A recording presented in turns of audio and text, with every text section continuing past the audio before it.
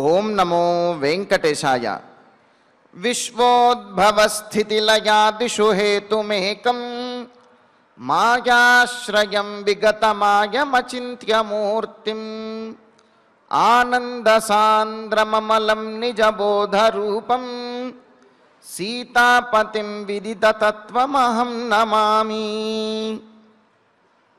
సృష్టిస్థితి లయాదులకు కారణమైనటువంటి వాడు, మాయారహితుడు, నిర్మల స్వరూపుడు అయినటువంటి శ్రీరామచంద్రునికి నమస్కరిస్తూ తదభిన్న స్వరూపుడైనటువంటి ఆ శ్రీనివాసుని యొక్క దయా విశేషం చేత సమస్త మానవాళికి ధర్మ తత్పరతను సకల కార్యసిద్ధిని చేకూర్చాలన్నటువంటి సంకల్పంతో తిరుమల తిరుపతి దేవస్థానం వారు నిర్వహిస్తున్నటువంటి శ్రీమద్ రామాయణం అయోధ్యాకాండ ప్రవచన పారాయణ కార్యక్రమంలో నేటికి మనం 480వ రోజులకు ప్రవేశించాం. ఈ కార్యక్రమంలో ముందుగా అన్నమాచార్యుల వారి సంకీర్తన అయినటువంటి శరణు వేడిద యజ్ఞ సంభవ రామ అనేటటువంటి సంకీర్తనను శ్రీమాన్ కె బాలాజీ గారు, అన్నమాచార్య ప్రాజెక్టు కళాకారులు వారి బృందం యొక్క సహకారంతో ఆలపిస్తారు. శ్రవణం చేద్దాం. ఓం నమో వెంకటేశాయ.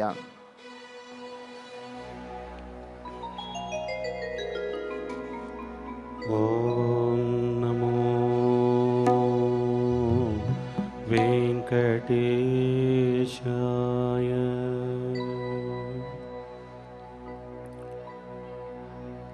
శరణు వేడద యజ్ఞ సంభవ రామ, శరణు వేడద యజ్ఞ సంభవ రామ. అరసి రక్షించు మమ్ము అయోధ్య రామ, శరణు వేడద యజ్ఞ సంభవ రామ. అరసి రక్షించు మమ్ము అయోధ్య రామ, శరణు వేడద యజ్ఞ సంభవ రామ. శరణు వేడద యజ్ఞ సంభవ రామ.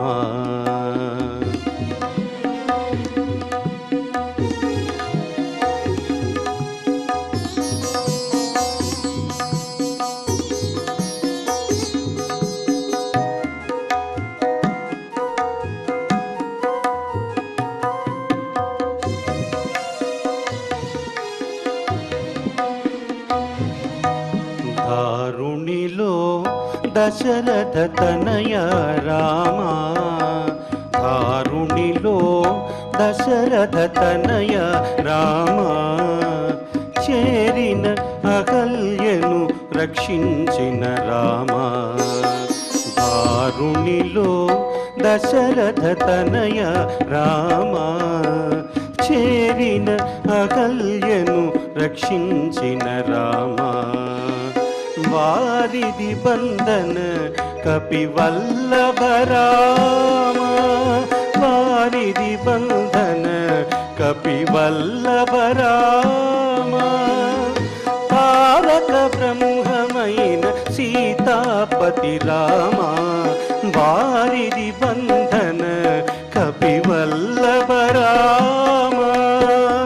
తారక బ్రహ్మమైన సీతాపతి రామ, శరణు వేడద యజ్ఞ సంభవ రామ. శరణు వేడద యజ్ఞ సంభవ రామ.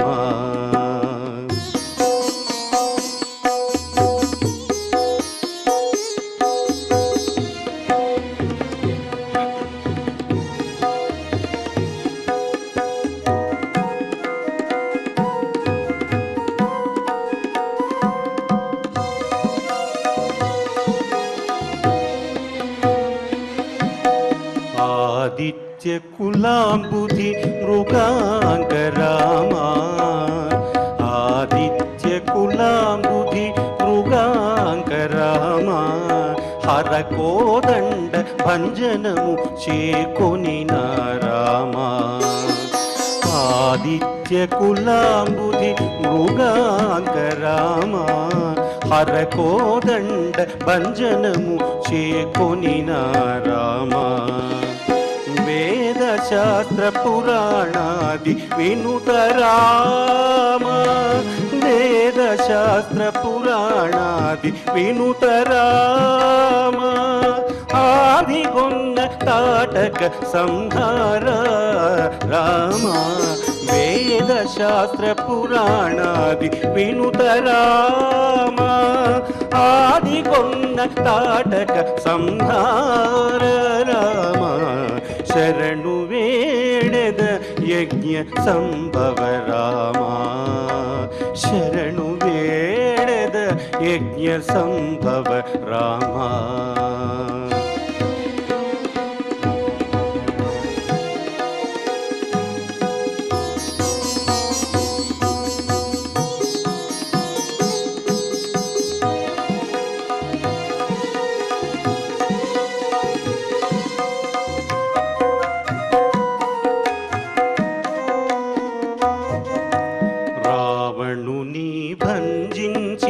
రాఘవ రామ రావణుని భంజించిన రాఘవ రామ కావిరి విభీషణ వరదా రామ రావణుని భంజించిన రాఘవ రామ కావిరి విభీషణ వరదా రామ సేవనల మేల్మంగతు శ్రీ వెంకటేశుడవై సేవనల మేల్మంగతు శ్రీ వెంకటేశుడవై ఈ వలదాసుల నెల్ల ఏలినట్టి రామ సేవనల మేల్మంగతు శ్రీ వెంకటేశుడవై ఈ వలదాసుల నెల్ల ఏలినట్టి రామ శరణు వేడద యజ్ఞ సంభవ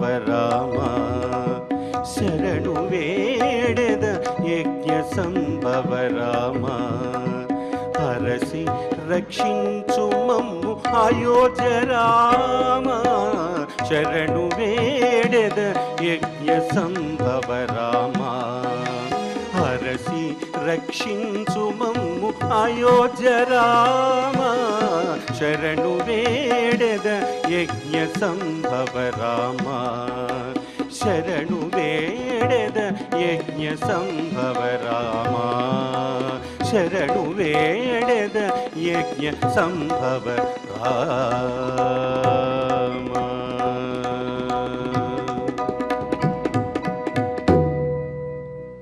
సంకీర్తనను ఎంతో చక్కగా శ్రవణం చేశాం. ఇక ఇప్పుడు శ్రీ గురు ధ్యానపూర్వకంగా సంకల్ప వాక్యాలను అందరము కలిసి పలుకుతూ ఈ కార్యక్రమాన్ని ప్రారంభం చేసుకుందాం. శ్రీ గురు ధ్యానం గురుర్బ్రహ్మా గురుర్విష్ణు గురుర్దేవో మహేశ్వరః గురుః సాక్షాత్ పరం బ్రహ్మ తస్మై శ్రీ గురవే నమః. శ్రీనివాస ధ్యానం శ్రీ వెంకటాద్రినిలయః కమలాకాముకః పుమాన్ అభంగుర విభూతిర్నః తరంగయతు మంగళం. అథ సంకల్పః శ్రీమదాదివరాహ క్షేత్రే విరాజమానస్య శ్రీ పద్మావతీ జానే అఖిలాండకోటి బ్రహ్మాండ నాయకస్య శ్రీరామచంద్ర రూపాంతరస్య భగవతః శ్రీ వెంకటేశ్వర స్వామినః సన్నిధౌ హనుమత్ సీతా లక్ష్మణ భరత శత్రుఘ్న పరివార సమేత శ్రీరామచంద్ర పరబ్రహ్మణః పరిపూర్ణానుగ్రహేణ అస్మిన్ భువనే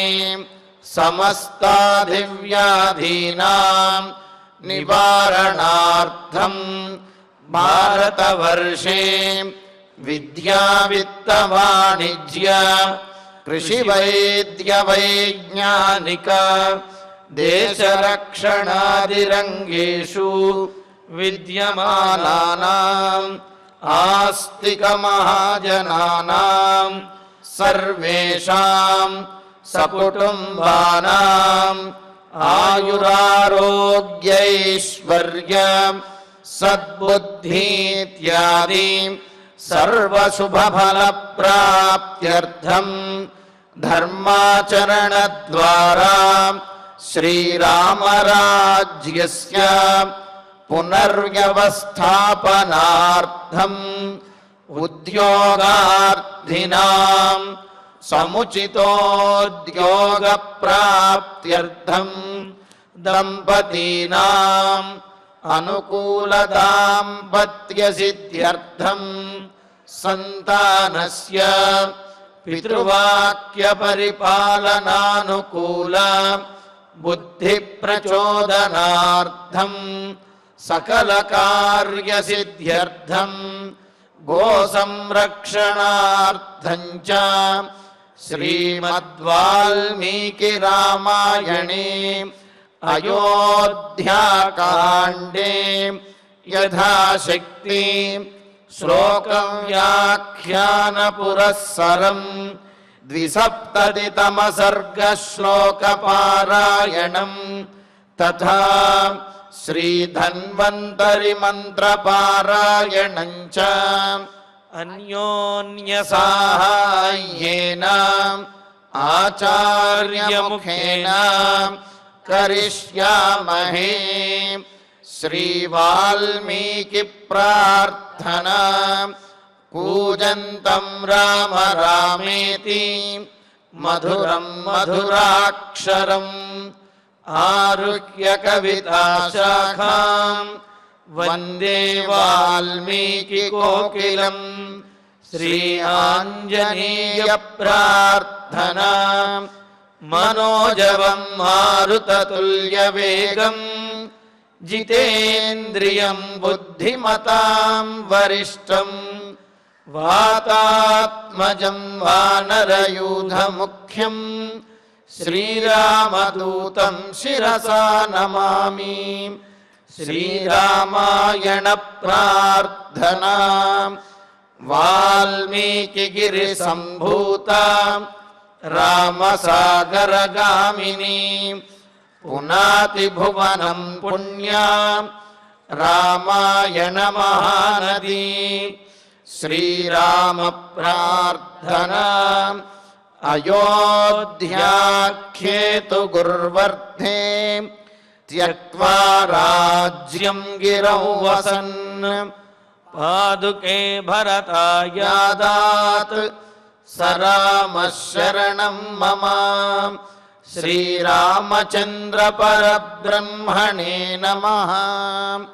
अथ श्रीमद् रामायणे आदिकाव्ये अयोध्याकाण्डे 270तमः सर्गः। శ్రీమన్నారాయణ చరణౌ శరణం ప్రపద్యే. శ్రీమతే నారాయణాయ నమః. శ్రీరామాయ నమః.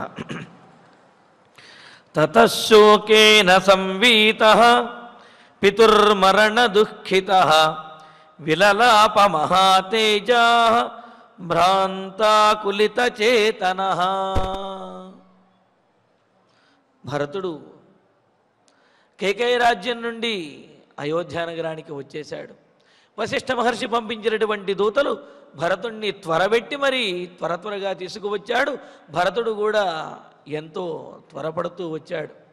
మరి అలా వచ్చినటువంటి భరతుడు మొదట తండ్రి గారి యొక్క ఆ రాజమందిరానికి వెళ్ళాడు. రాజ్యమంతా కూడా శోకసాగరంలా అనిపించింది. ఎవరూ ఏమీ చెప్పటం లేదు, ఎవరి ముఖంలోనూ సంతోషం అనేది లేదు. మరి తండ్రి గారి రాజమందిరానికి వెళితే అక్కడ కనిపించలేదు. పోనీ కైకేయి దగ్గర ఖచ్చితంగా ఉంటారు అని చెప్పి కైకేయి మందిరానికి వెళితే అక్కడ కూడా కనిపించలేదు. కైకేయీదేవి వేసినటువంటి కుశల ప్రశ్నలన్నిటికీ కూడా ఓపికగా సమాధానం చెప్పి, ఇంకా అమ్మా నాన్నగారు కనిపించడం లేదేమి అని అడిగితే ఆమె చాలా సామాన్యంగా, నాయన పుట్టినటువంటి ప్రతి ప్రాణి ఏ విధంగా అయితే గతించేస్తుందో, కాలధర్మం చెందుతుందో, అదేవిధంగా మీ తండ్రి గారు కూడా గతించేశారు అని చాలా సామాన్యంగా దశరథుడు గతించినటువంటి విషయాన్ని చెప్పేటప్పటికీ భరతుడు భరించలేకపోయాడు. ఒక్కసారి కుప్పకూలిపోయాడు. కుప్పకూలిపోయి అయ్యయ్యో తండ్రి ఈ విధంగా గతించేశావా అని అంటూ తరువాత మహాతేజ, గొప్ప తేజస్సంపన్నుడైనటువంటి వాడైన, క్షాత్రం తేజస్సుతోటి వెలుగొందేటటువంటి వాడైన ఆ భరతుడు శోకేన సంవీత, దుఃఖం చేత ఆవరించబడినటువంటి వాడై, అంటే పూర్తిగా దుఃఖంతో నిండినటువంటి వాడై అని. పూర్వమే అసలు తండ్రి గురించి వచ్చినటువంటి ఆ పీడకల వలన రాజ్యంలో కల్పించినటువంటి ఆ శకునములను వాటిని బట్టి ఆయన దుఃఖిస్తూ ఉన్నాడు. అటువంటిది ఇంకా తండ్రి గతించేశాడనే విషయం తెలిసేటప్పటికీ పూర్తిగా శోకంలో మునిగిపోయాడనమాట. పితు మరణ దుఃఖిత, ఆ తండ్రి యొక్క మరణ వార్త చేత దుఃఖితుడై భ్రాంతాకులిత చేతన, చెదిరినటువంటి మనస్సు, కలత చెందినటువంటి మనస్సు, అసలు ఈ వార్త నిజమా కాదా, నేను ఈ కలలో ఉన్నానా లేకపోతే ఇలలో నిజంలోనే ఉన్నానా అని ఒక్క క్షణము ఆ మనస్సు చెలించినటువంటి వాడై, అంటే స్థిరమైనటువంటి బుద్ధి లేకుండా విన్నటువంటి వార్త వల్ల శోకం కలుగుతున్నది, విన్నటువంటి వార్త నిజమా కాదా అనేటువంటి అనుమానం కూడా కలుగుతూ ఉన్నది. దాంతో భ్రాంతాకులిత చెందిన, భ్రాంతితోటి దుఃఖంతో ఉన్నటువంటి వాడై ఇంకా బాధపడుతూ ఉన్నాడు. బాధపడుతూ ఏతత్ సురుచిరంభాతి పితుర్మే శయనం పురా శశినేవామలం రాత్రౌ గగనంతో యదాత్యయే. మరి ఎవరైనా గతించినప్పుడు వారు ఉన్నప్పుడు చేసేటటువంటి పనులు ఏవైతే ఉంటాయో, వారు ఉన్నప్పుడు ఉండే శోభ ఏదైతే ఉందో దానిని తలుచుకుని బాధపడుతూ ఉంటారు కదా. నిన్నేనండి వారిని ఈ విధంగా చూచాను, ఎంత బాగుండేవాళ్ళు, ఎంత చక్కగా మాట్లాడేవాళ్ళు అని ఈ విధంగా మాట్లాడుకుంటారు కదా. అలాగే ఇక్కడ భరతుడు కూడా ఏతత్ సురుచిరం భాతి పితుర్మే శయనం పురా శశినే వామలం రాత్రౌ గగనం తోయదాత్యయే అని అంటూ మరి ఆ భరతుని యొక్క దుఃఖాన్నే ఇంకా చెబుతూ ఉన్నారు. మే పితు సురుచిరం ఏతత్ శయనం. కైకేయీదేవి మందిరంలో ఉన్నటువంటి ఆ సువర్ణ ఖచ్చితమైనటువంటి పాన్పు ఏదైతే ఉందో ఆ పాన్పు మీద దశరథ మహారాజు కూర్చుని ఉంటే, శయనించి ఉంటే ఆ పాన్పుకి అందం వచ్చేదిట. అంత రాజఠీవితోటి తేజస్సుతోటి దశరథ మహారాజు ఆ పాన్పు మీద శయనించేవాడు. ఎంత గొప్పగా ఉండేదయ్యా అంటే తోయదాత్యయే రాత్రౌ అమలం గగనం శశిన ఇవ. అంటే మేఘములు లేనటువంటి నిర్మలమైనటువంటి ఆకాశంలో, ఆ ఆకాశంలో విరాజిలేనటువంటి చంద్రుడు ఎంత గొప్పగా ఆయన భాసిల్లుతూ ఉంటాడో, అదేవిధంగా ఆ రాజమందిరంలో దశరథ మహారాజుని ఆ శయ్య మీద చూస్తూ ఉంటే ఆ చుట్టూ ఉన్నటువంటి అలంకరణలు కానీ శిల్ప సౌందర్యాలు కానీ ఇంకేవీ కూడా చూడాలనిపించేది కాదుట. అలా శయ్య మీద కూర్చున్నటువంటి రాజు ఒక్కడు మాత్రమే కనిపించేవాడు. అందుకని ఏం చెబుతున్నారు, శరత్కాలంలో అంటే శరత్కాలంలో ఆకాశం చాలా నిర్మలంగా ఉంటుంది, ఎటువంటి మేఘములు ఉండవు. అలా నిర్మలంగా ఉన్నటువంటి ఆకాశంలో చంద్రుడొక్కడే భాసిల్లుతూ ఉంటాడు పరిపూర్ణమైనటువంటి తేజస్సుతోటి, కాంతితోటి. అలా శరత్కాల చంద్రుణ్ణి చూస్తూ ఉంటే ఇక మిగతా వేటిని ఏ విధంగా అయితే చూడాలని అనిపించదో, మిగతావేవి కూడా ఏ విధంగా అయితే కనిపించవో, అలాగా కైకేయీదేవి మందిరంలో సువర్ణ ఖచ్చితమైనటువంటి ఆ పాన్పు మీద దశరథ మహారాజు ఉంటే అంత గొప్పగా ఉండేది. అలా శరత్కాల చంద్రునిలాగా ఎంతో ఆహ్లాదకరంగా, ఆనందకరంగా, నిర్మలంగా ప్రకాశించేటటువంటి నా తండ్రి దశరథ మహారాజు ఈనాడు లేడే అని అనుకుంటూ శశినా ఇవ పురాభాతి, శరత్కాల చంద్రుడిలాగా, ఆకాశంలో శరత్కాల చంద్రుడిలాగా ఈ కైకేయీదేవి యొక్క మందిరంలో మా తండ్రి పూర్వము వెలుగొందుతూ ఉండేవాడు. మరి అటువంటి ఆయన ఈనాడు తదిదం న విభాత్యద్య విహీనం తేన ధీమత వ్యోమే వశసినాహీనం అప్క్షుష్క ఇవ సాగర. అప్క్షుష్క ఇవ సాగర అని అంటూ ఇంకొక ఉపమానం కూడా చెబుతూ ఉన్నాడు. మరి ఆ తెల్లనైనటువంటి వెన్నెలలో ఆ సముద్రము చూస్తూ ఉంటే, సముద్రం ఒడ్డున విహరిస్తూ ఉంటే ఎంత ఆనందంగా ఉంటుంది. మరి అటువంటిది ఆ సముద్రంలో నీళ్ళే లేవనుకోండి, ఎంత దారుణంగా ఉంటుంది. అదే చెబుతున్నాడు, తదిదం న విభాత్యద్య విహీనం తేన ధీమత. తదిదం అటువంటి ఈ సువర్ణ ఖచ్చితమైనటువంటి పాన్పు ఏ దశరథ మహారాజు చేత శోభిల్లుతూ ఉండేదో పూర్వం, అటువంటి ఈ కైకేయీదేవి మందిరంలో ఉన్నటువంటి సువర్ణ ఖచ్చితమైనటువంటి పాన్పు ధీమత తేన విహీనం.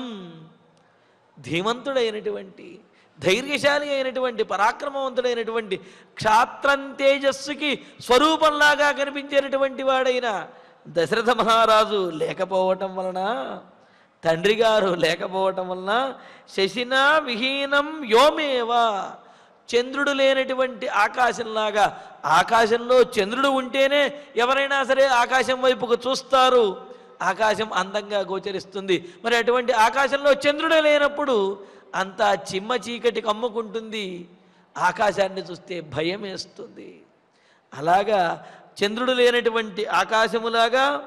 అంతేకాదు అప్పు శుష్క అప్శుష్క అని అన్నారు కదా, అని అప్పు శుష్క అంటే నీరు ఎండిపోయినటువంటి సాగర ఇవ, సముద్రంలాగా అద్యన్న విభాతి.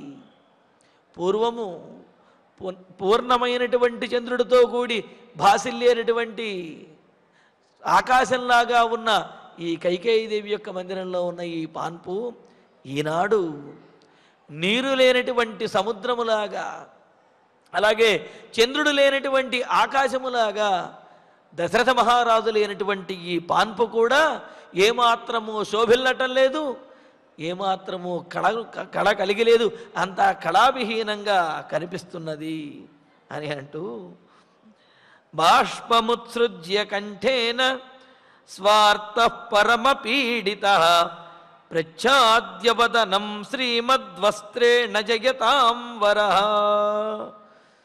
ఇంకా ఈ విధంగా తండ్రిని తలుచుకుంటూ, తండ్రి ఉండే పూర్వం తండ్రి ఉండేటటువంటి ఆ పాన్పును, శయ్యాగారమును తలుచుకుంటూ భరతుడు మరింతగా శోకిస్తూ ఉన్నాడు. అతడిలో ఉన్నటువంటి శోకము అలా పెళ్ళుబికి బయటకు ఉప్పొంగుతూ ఉన్నది. మరి భరతుడు ఎటువంటి వాడు? జయతాంబరః, ఏ కార్యంలోనైనా సరే విజయాన్ని సాధించడంలో పట్టుదల కలిగినటువంటి వాడు, ధీరుడు అయినటువంటి వాడు భరతుడు. ఏనాడు శోకం అనేది ఎరుగనటువంటి వాడు, ఎటువంటి ఆపదనైనా సరే గుండెలడ్డు పెట్టి ఎదుర్కొనగలిగిన ధైర్యం కలిగిన వాడు. మరి అటువంటి భరతుడు కూడా కంఠేన బాష్పం ఉత్సృజ్య, కంఠముతోటి బాష్పముత్సృజ్య, ఆ కన్నీళ్లను విడిచిపెడుతూ, అంటే ఆ కంఠంతో బోరున విలపిస్తూ. సహజంగా కంఠము దగ్గరే కనుక కన్నీరు కనుక ఆగిపోయినట్లయితే నోటి వెంట మాట రాదు, కంఠము గద్గదం అయిపోతుంది, కంఠం మూసుకుపోతుంది. కానీ అక్కడతో ఆగటం లేదు. భరతుని యొక్క శోకం అది పెళ్ళిపికి బయటికి వచ్చేస్తున్నది, దానితోటి బోరున విలపిస్తూ ఉన్నాడు. శ్రీమత్ వదనం వస్త్రేణ ఆచ్ఛాద్య. మరి అంత ధైర్యశాలి రాజకుమారుడు అయినటువంటి భరతుడు ఆయన ఆపుకోలేక ఆ విధంగా విలపిస్తూ ఉన్నాడు. కానీ ఆయన విలపించడం, ఆయన యొక్క ముఖాన్ని ఎవరికీ చూపించలేకపోతున్నాడు. అంతే కదా. మరి ఎప్పుడూ ధైర్యంగా ఉండేవాడు, అందరికీ ధైర్యాన్ని చెప్పేటటువంటి వాడు, అతడికి బాధ కలిగినప్పుడు, అతడే ఏడవవలసినటువంటి సమయం వచ్చినప్పుడు ఆ ముఖాన్ని నలుగురికి ఏ విధంగా చూపించగలుగుతాడు? అలా చూపించలేడు కదా. అందుకనే భరతుడు ఏం చేస్తున్నాడు ఇక్కడ? వదనం వస్త్రేణ ఆచ్ఛాద్య, తన ఉత్తరీయంతో తన ముఖాన్ని కప్పుకుని బోరున విలపించేస్తున్నాడు, కన్నీరు మున్నీరుగా రోధిస్తూ ఉన్నాడు భరతుడు. పరమపీడిత, మిక్కిలి మానసికమైనటువంటి వ్యధతోటి కంఠంలో నుండి ఉబికి వస్తున్నటువంటి ఆ రోదనతోటి కన్నీళ్లతోటి ఆయన ముఖానికి ఉత్తరీయాన్ని అడ్డుపెట్టుకుని తీవ్రంగా రోదించేస్తూ ఉన్నాడు. అంటే తాను విలపిస్తూ ఉన్నటువంటి తన ముఖాన్ని ఎవరికి చూపించలేకపోతూ ఉన్నాడనమాట.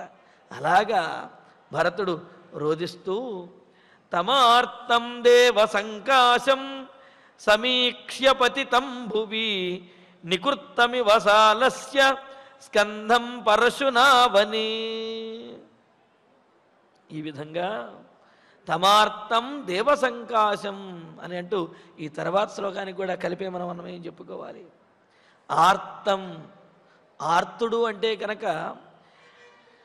ఏమీ చెయ్యలేనటువంటి స్థితిలో, అంటే తనకు కలిగినటువంటి దుఃఖాన్ని తాను తీర్చుకోలేక ఆ దుఃఖాన్ని తీర్చేటటువంటి రక్షించేవాడెవడు లేనటువంటి దీనమైన అనాథ పరిస్థితిలో ఉండి బాధపడేవాడిని ఆ విధంగా ఆర్తుడు అని అంటారనమాట.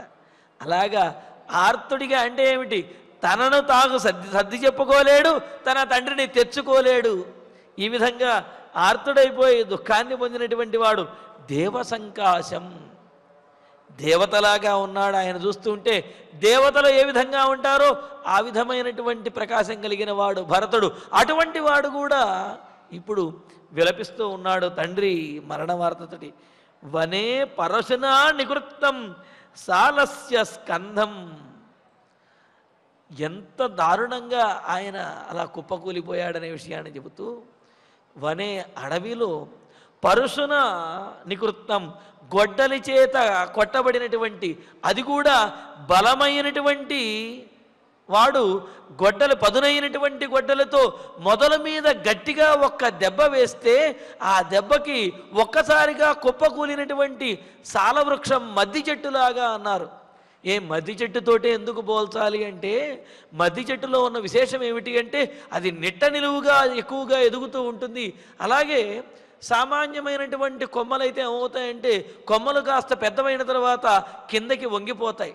కానీ మద్ది చెట్టు యొక్క కొమ్మలు ఇలా నిటారుగా పూర్తిగా అవి పక్కకు ఎదిగినప్పటికీ కూడా అలాగే పక్కకు ఉంటాయి తప్ప కిందకు వంగవన్నమాట.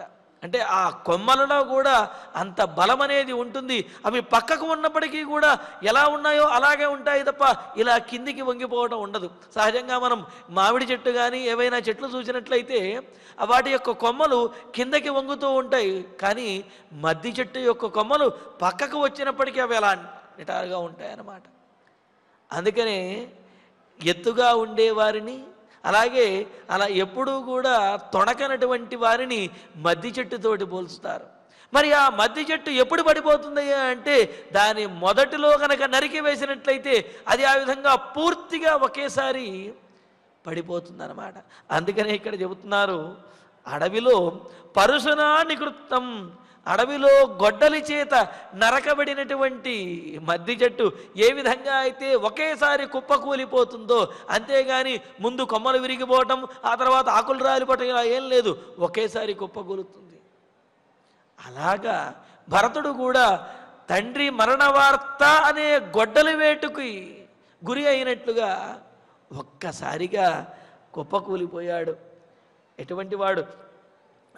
స్కంధం ఇవ భూమి పతితం, అలాగా నరకబడినటువంటి మద్ది చెట్టులాగా తల్లి చెప్పినటువంటి తండ్రి మరణ వార్త చేత ఒక్కసారిగా కుప్పకూలి పడిపోయినటువంటి వాడు.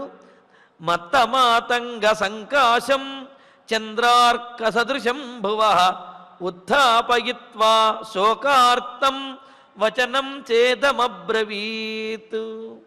అంతేకాదు మత్తమాతంగ సంకాశం, ఎలా ఉండేవాడు భరతుడు? మదించినటువంటి ఏనుగులాగా ఉండేవారట. ఏమిటి మదించినటువంటి ఏనుగు యొక్క లక్షణము అంటే, మనకు సహజంగా కూడా చెబుతూ ఉంటారు, ఏనుగు వెళుతూ ఉంటే ఏవో అన్నీ మొరుగుతూ ఉంటాయి కానీ ఏనుగు వాటినన్నిటినీ పట్టించుకోదు. ఎందుకంటే తాను పట్టించుకోవాలి అంటే దానికి ఒక స్థాయి ఉండాలి.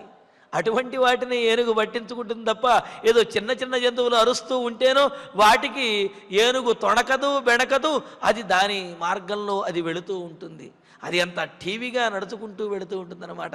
అందుకనే భరతుడు కూడా చిన్న చిన్న దుఃఖములకో లేకపోతే సంపదలకు సంబంధించినటువంటి వాటికో రాజ్యానికి సంబంధించినటువంటి వాటికో శత్రురాజుల గురించి అయినా సరే వేటి గురించి కూడా తొణకనటువంటి వాడు, బెణకనటువంటి వాడు, ఏనాడు కూడా తగ్గనటువంటి వాడు. అటువంటి మత్తమాతంగ సంకాశ, మత్తమాతంగ సంకాశం అంటే మదించినటువంటి గజములాగా ఎంతో ఠీవిగా ఉండేటటువంటి వాడు. అంతేకాదు అంటే ధైర్యంగా ఉన్నప్పటికీ కూడా తనలో ఉండేటటువంటి అధైర్యాన్ని కనిపించకుండా ధైర్యంగా ఉండేవాడని అర్థం కాదు, పరిపూర్ణంగా ధైర్యంగా ఉండేవాడని చెప్పడం కోసమే చంద్రార్క సదృశం, చంద్రుని వంటి ఆహ్లాదకరమైన వాడు, సూర్యుని వంటి ప్రతాపవంతుడు.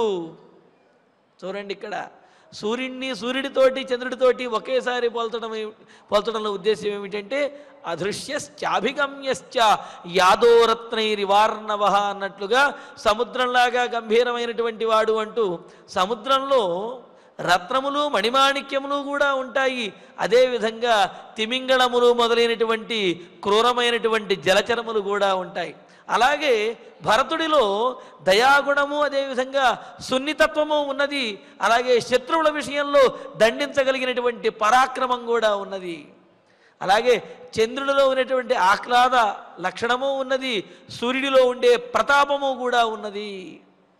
అన్ని లక్షణములు రాజుకు ఉండవలసినటువంటి లక్షణములు అన్నీ కూడా కలిగిన మేరు సమాన ధీరుడు అని చెప్పటం ఇందులో ఉన్న ఉద్దేశం అన్నమాట. మరి అటువంటి వాడైన చంద్రార్క సదృశం, సూర్యచంద్రులతోటి సమానమైనటువంటి వాడు, అటువంటి పోలిక కలిగిన వాడు అయినప్పటికీ కూడా ఇప్పుడు తండ్రి మరణ వార్త చేత శోకార్తం మిక్కిలి పీడించబడి దుఃఖాన్ని చెంది తన శోకాన్ని ఆపుకోలేనటువంటి వాడైన తం ఆ భరతుణ్ణి భువః ఉత్థాపయిత్వా అలా నేల మీద పడిపోయి ఉన్నటువంటి భరతుణ్ణి కైకేయీదేవి పైకి లేవనెత్తుతూ నాయనా భరతాలే అని చెప్పి ఆ భరతుణ్ణి పట్టుకుని పైకి లేవనెత్తుతూ ఈ విధంగా అంటోంది. ఉత్తిష్టోత్తిష్ట కిం శేషే రాజన్నత్ర మహాయశః త్వద్విధాన హి శోచంతి సంతః సదసి సమ్మతాః. ఇక్కడ చూడండి కైకేయి యొక్క సంబోధన ఎంత బాధ కలిగిస్తుందో భరతుడికి. ఏమంటోంది ఇక్కడ తండ్రి, ఉత్తిష్టోత్తిష్ట లేవయ్యా లే అని అంటున్నది. అంతవరకు బాగానే ఉన్నది. మహాయశ గొప్ప కీర్తిమంతుడైనటువంటి వాడా, వినయము పరాక్రమము పెద్దల యందు గౌరవము ఇవన్నీ కూడా కలిగినటువంటి వాడు భరతుడు, ధర్మాత్ముడు అని కీర్తి గడించినటువంటి భరత. అంతవరకు బాగానే ఉంది. రాజన్ రాజా అని చెప్పి కైకేయీదేవి భరతుణ్ణి సంబోధించేసింది ఇక్కడ. అది కూడా భరతుడికి ఎంతటి బాధను కలిగిస్తుందో. రాజన్ ఓ రాజా అని అంటూ, అంటే రాజన్నని సంబోధించడం ద్వారా ఒకటి రంజయతే ఇతి రాజా అని చెప్పడం ద్వారా తాను ఏ విధంగా ఉన్నప్పటికీ కూడా అందరినీ కూడా ఆనందింపజేసేటటువంటి వాడు రాజు అనే ఉద్దేశంలో నాయనా నువ్వు ఆనందంగా ఉండి మమ్మల్ని ఆనందపరచాలి కానీ నువ్వు దుఃఖపడకూడదు అని చెప్పటం అనేది ఒక ఉద్దేశ్యం అయితే, నువ్విప్పుడు సామాన్యమైనటువంటి రాజకుమారుడివి కాదు నాయన, రాజువి, నువ్వు రాజువైనటువంటి నువ్వు ఈ విధంగా శోకించకూడదు అని భరతుణ్ణి ప్రేరేపించడం. భరతుడికి నీకు రాజ్యం వచ్చింది కావున నీవు బాధపడకూడదు అని చెప్పి అంటారు. అంటే బాధలో కూడా ఏదో ఒక లాభం కలిగింది అంటే కొంత ఏదో ఊరట అనేది కలుగుతుంది కదా. అలాగే తండ్రి పోయాడు అన్న బాధ ఉన్నప్పటికీ కూడా నువ్వు రాజువయ్యావు అని చెబితే భరతుడేమైనా కొంత ఊరట చెందుతాడేమోనని కైకేయీదేవి ఇక్కడ రాజన్ అని సంబోధిస్తూ ఉన్నది. సంబోధిస్తూ ఉత్తిష్టోత్తిష్ట లేవయ్యా లే, ఎందుకు ఇలాగా పడిపోతున్నావు అని అంటూ అత్ర కిం శేషే, ఏమిటి ఇక్కడ నువ్వు నేల మీద పడుకుంటావా, నేల మీద పడిపోయి ఉంటావేమిటి, ఇక్కడ ఇలా పడుకోకూడదు లేవాలి. ఇంకా అంటుంది ఏమని, సదసి సమ్మతాః సభ్యులైనటువంటి వారు సభలో అందరి చేత కూడా గౌరవించబడేటటువంటి వారు, మంచి నడవడిక కలిగినటువంటి వారైన త్వద్విధాహ, నీలాంటి వారు అంటే నీతి శాస్త్రము, రాజనీతి, ధర్మశాస్త్రములన్నీ కూడా తెలిసినటువంటి నీలాంటి వారు సంతః సత్పురుషులు న శోచంతి, ఏ విషయాన్ని గురించి అయినా సరే ఎక్కువగా శోకించరు. ఆ జరిగినటువంటిది ఇలా జరిగింది అని దానికి కారణముల గురించి ఆలోచిస్తారు, లేకపోతే ఇకపైన జరగవలసినటువంటి దాని గురించి ఆలోచిస్తారు తప్ప జరిగినటువంటి దాని గురించి నీలాంటి గొప్పవారు పండితులు ఆలోచించరు. ఇవన్నీ కూడా మనిషి పుట్టడము, గతించడము ఇవన్నీ కూడా లోకంలో సహజమైనవేనాయన. లోక సహజమైనటువంటి ఈ తండ్రి మరణం గురించి నీలాంటి గొప్పవాళ్ళు, పండితులు, విద్వాంసులు, సత్పురుషులు ఇలాగ శోకించకూడదు అని చెప్పి చెబుతున్నది. చూడండి, ఇక్కడ కైకేయీదేవి ఎంత చమత్కారంగా అంటే ఎంత నేర్పరితనంగా మాట్లాడుతున్నదో చూడండి. సహజంగా ఇటువంటి మాటలు ఇక్కడ మనకు భగవద్గీతలో కృష్ణ పరమాత్మ కూడా చెబుతాడు. అశోచ్యాన్ అన్వశోచస్త్వం శ్రద్ధావాదాంశ్చ భాషతే గతాసూన్ అగతాసూంశ్చ నానుశోచంతి పండితాః అని చెబుతూ, అర్జున నీవు ఎవరి గురించి చింతించవలసిన అవసరము లేదో వారి గురించి చింతిస్తూ ఉన్నావు. భీష్ముణ్ణి, ద్రోణాచార్యుల్ని వీరందరినీ కూడా నేను చంపవలసి వస్తున్నది, నా మూలంగా వాళ్ళందరూ మరణించేస్తారు అని చెప్పి నీవు శోకిస్తూ ఉన్నావు.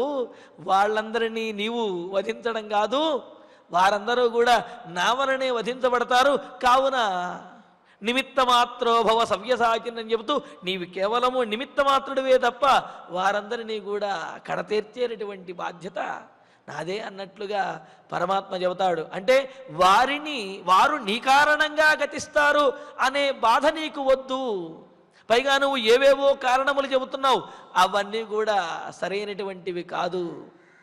నీలాంటి పండితులు శోకించకూడదు. గతాసూన్ అగతాసూంశ్చ నాను శోచంతి పండితాః అని అంటారు. ఇక్కడ అంటే పండ అనే దానికి ఆత్మజ్ఞానం కలిగినటువంటి వారు అర్థం.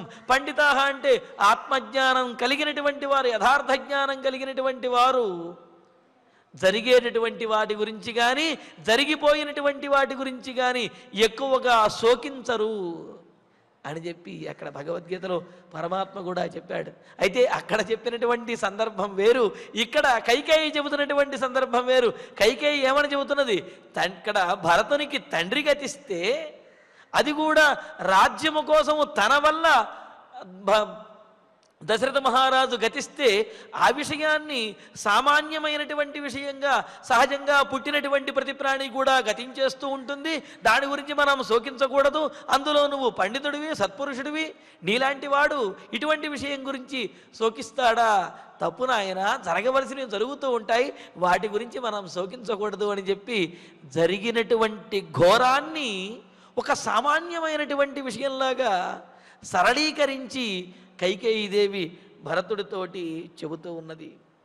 చెబుతూ ఏమంటుంది, కావున నశోచంతి, నీలాంటి సత్పురుషులు ఇటువంటి విషయముల గురించి బాధపడకూడదు నాయన, లేచి కూర్చో అని చెప్పి అంటూ ఉన్నది. అంటూ మరి ఇక్కడ విశేషం చూడండి, భరతునికి తల్లి అయినటువంటి కైకేయి చెప్పినటువంటి మాటలు అతనిలో ఉన్నటువంటి బాధను మరింతగా పెంచాయి. ఎందుకు పెంచాయి అంటే, తల్లి తనను రాజా అని సంబోధించింది, రాజన్ అని అన్నది కదా. రాజా అని ఎందుకు సంబోధించింది? ఒకటి, దశరథ మహారాజు రాజుగా ఉండాలి. పోనీ దశరథ మహారాజు గతించేశాడు అంటే ఆ తరువాత రాజ్యం ఎవరికి వస్తుంది? రాజుగా ఎవరవుతాడు? జ్యేష్ఠుడైనటువంటి రామచంద్రుడు ఉన్నాడు కావున రామచంద్రుడు రాజు అవుతాడు. మరి అటువంటి రామచంద్రుడు రాజు అవ్వవలసి ఉండగా తనను రాజా అని సంబోధించడం అనేది భరతునికి చాలా బాధను కలసివేసింది. ఆ సంబోధన మరింత బాధను కలిగించింది. అంతేకాదు, సత్పురుషులైనటువంటి నీలాంటి వారు ఇలాగా ఎవరైనా గతించినప్పుడు శోకించరు అని చెప్పి అన్నది. అంటే శోకించరు అంటే సత్పురుషులకి ఆ పితాపుత్ర సంబంధం కానీ ఇటువంటి రక్త సంబంధాలేమీ ఉండవా? ఉంటాయి కదా.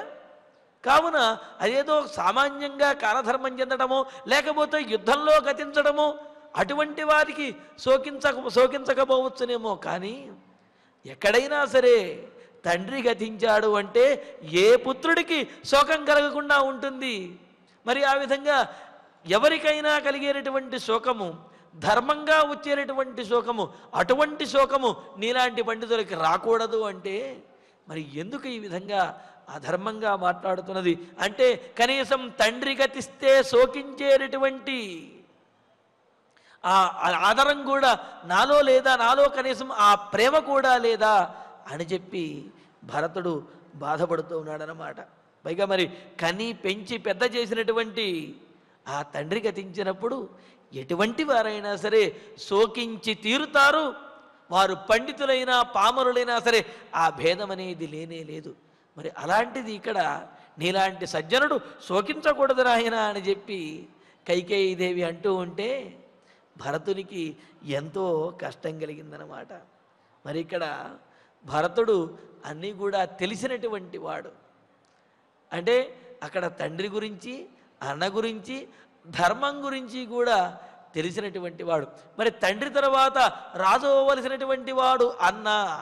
మరి అటువంటి అన్నను రాజా అని పిలిస్తే అది సబబు, కానీ తనను రాజా అని సంబోధించడం ఇది అసమంజసము అని చెప్పి భావిస్తూ తాను పారతంత్రుణ్ణి, అంటే తాను తన అన్నగారికి వశమై ఉండవలసినటువంటి వాడిని, అటువంటి తనను స్వతంత్రుడిగా రాజు అని ప్రకటించడం, రాజు అని సంబోధించడం ఇది అధర్మము.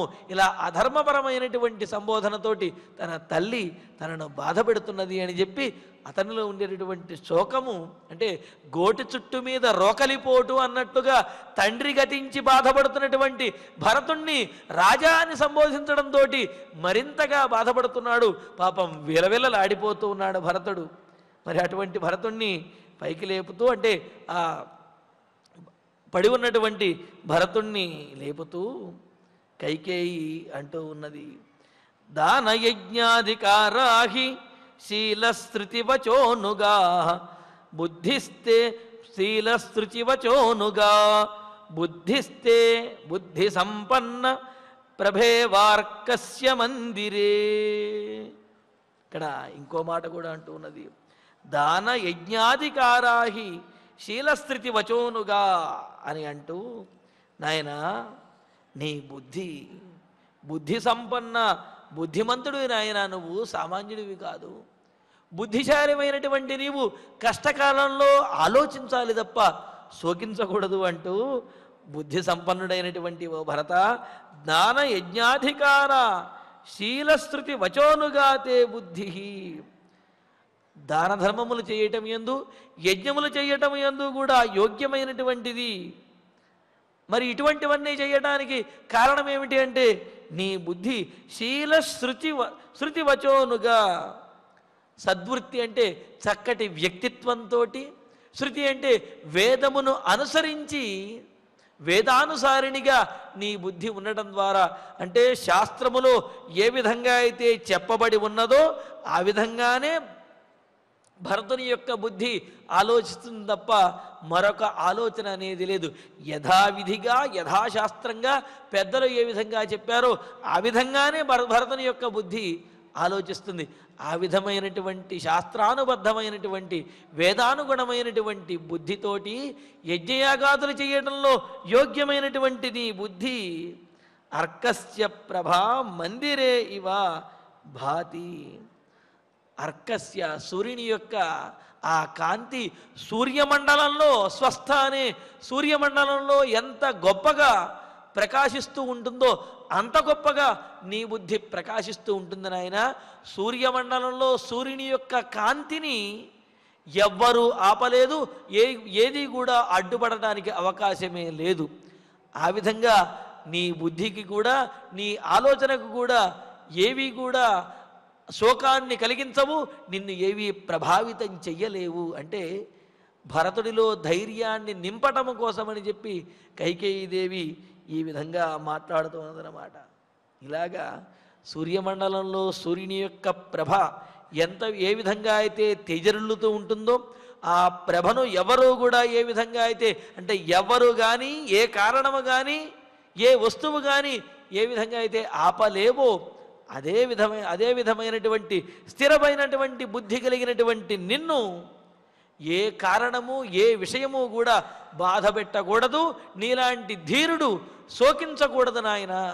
కావున లేచి కూర్చో అని చెప్పి కైకేయీదేవి అలాగా పడిపోయి ఉన్నటువంటి అంటే తండ్రి మరణ వార్త చేత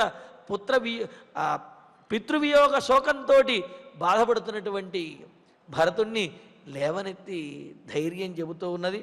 మరి భరతుడు తండ్రి గతించడానికి కలిగినటువంటి కారణములను కైకేయీదేవిని అడగటము, మరి ఏ విధంగా అడిగాడు, కైకేయీదేవి ఎలాగ ఆ కారణములను చెప్పింది అనే విశేషాలని తర్వాతి ప్రవచనంలో తెలుసుకుందాము. ఇక ఇప్పుడు ఆచార్యుల వారి ద్వారా శ్లోకాలను పారాయణ చేసుకుందాము. తతశోకేన సంవీతః పితుః మరణ దుఃఖితః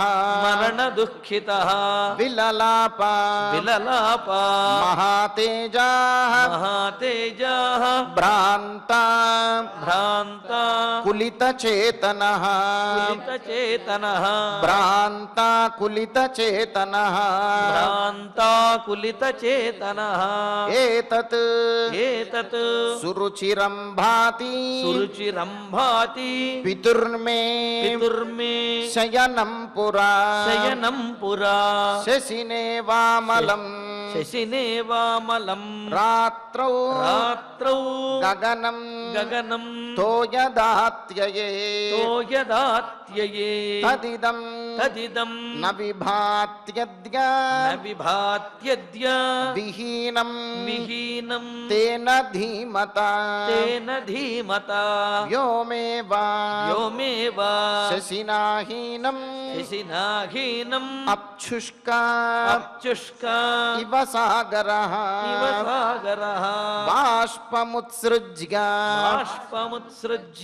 కంఠేన స్మార్తః పరమపీడితః ప్రచ్ఛాద్య వదనం శ్రీమత్ వస్త్రేణ జయతాం వరః తమార్తం దేవసంకాశం సమీక్ష్య పతితం భువి నికృత్తమివ సాలస్య స్కంధం పరశునావనే మత్తమాతంగా సంకాశం మత్తమాతంగ సంకాశం చంద్రార్క సదృశం భువః ఉత్థాపయిత్వా శోకార్తం వచనంచ ఇదమబ్రవీత్ ఉత్తిష్ఠోత్తిష్ఠ కిం శేషే రాజపుత్ర మహాయశః త్వద్విధానహి శోచంతి సంతః సదసి సమ్మతాః దానయజ్ఞ అధికారాహి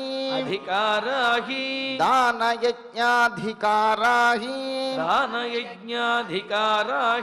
శీలశ్రుతి వచోనుగా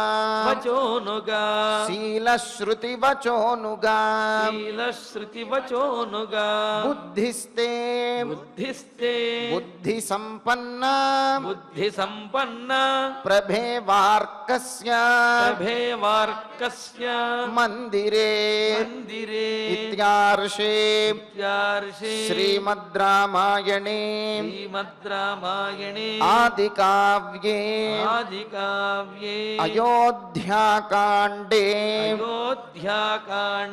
ద్విసప్తతితమే సర్గే అష్టశ్లోకాః. ఫలశ్రుతి నుండి మంగళాంతం వరకు అందరము కలిసి పఠిద్దాం.